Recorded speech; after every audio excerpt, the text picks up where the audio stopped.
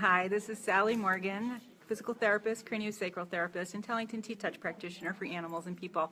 And this is Tristan, who is a Corgi. And we're still here at T-Touch Rockville in Rockville, Maryland for a class with the wonderful Linda Tellington. And I am giving you some updates on some things that we have been working with.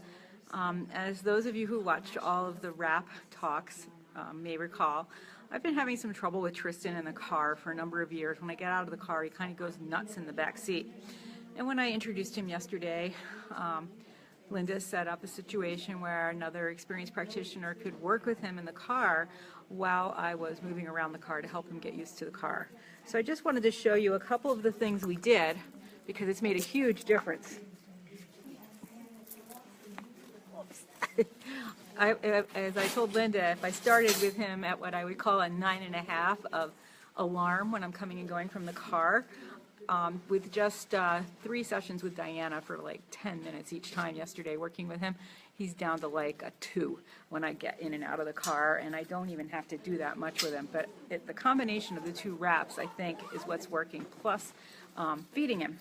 So we'll just do a body wrap. I'm going to do not a full body wrap, but a 3/4 wrap. So we're bringing the wrap around his chest, crossing it on his shoulders, crossing it under his tummy, and then being careful not to attach it right on his spine off to the side with some Velcro. So I don't know if you can see there, he's wrapped up as you've seen him before. And the wrap I showed you when we were doing the head wraps, which I put on him when I went to that horse expo a few weeks ago, is the wrap that I think is really making a difference, because yesterday, my second destination after I left here, he had knocked his head wrap off, and he was a little bit worse than he was with it on in terms of running around the car and being panicked. So the head wrap that we've been using, you start on his forehead and come under his neck and around his neck. And this morning I just tied it with a little bow here. And this he's fairly tight between his ears. As I discovered, there's Linda's hand, and this wrap seems to really help relax him and help him focus so that I can give him a treat or ask him to calm down, and he can understand me when he's in the car. And it has made such a difference. I even got out of the car this morning to toss a poop bag, maybe 40 feet from the car with the door slightly ajar, and I had him on a wait, and he sat there patiently waiting. And with the new car instead of my truck, he's been hopping out and not really paying attention.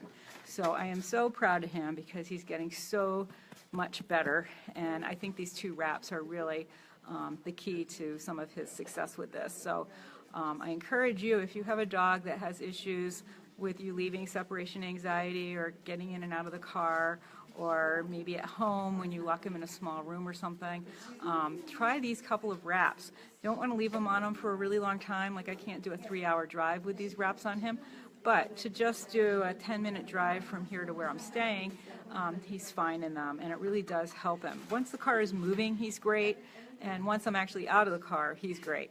But that in-between time, those few seconds, and what we discovered with Diana working with him in the back seat was that he was really nervous, just even turning the key, opening or closing a window, adjusting the seat, any kind of noise in the car set him off into panic, thinking his mother was going to leave him forever.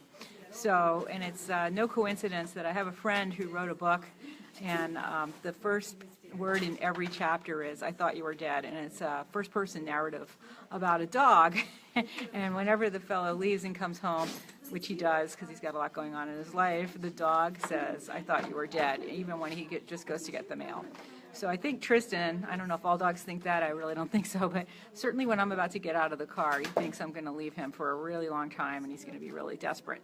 So he is doing so much better with these 2 wraps. I'm so proud of him because he's 7, old dogs, new tricks, and he's learned so quickly. And really, I didn't even have any special treats or anything. It was just Diana doing some T-touches on him in the back seat, and she was doing heart hugs, which, as you recall, are these on yourself, and they look the same on your dog. Breathing in and making a circle and a quarter and imagining your dog's perfection. And then the other thing I was doing with him in the car this morning, which really helped, are what we call coiled pythons. So I have my hand on his back, and I'm doing a circle and a quarter with these fingers, and then a little lift across his spine. And gosh, when I was doing 3 or 4 of these in the car, he just melted down and rested on the back seat. And I could mess with the windows, and he didn't even wake up. So those are some things you can try with your dogs. And we're going to get going here in a little while. We're going to be losing our water this morning for an hour or so. So everyone's trying to take advantage of the water they have while we have it, and get ready for a bit of time without the bathroom. And we also had, and I'll talk more about this another time, a really great discussion yesterday about talking with animal communicators, especially at the end of your dog's life and when you have a senior dog, and how important that can be to help you with the transition. So we'll talk about that more another time.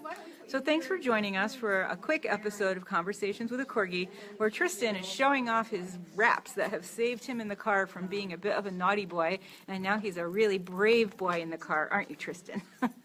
We'll see you tomorrow.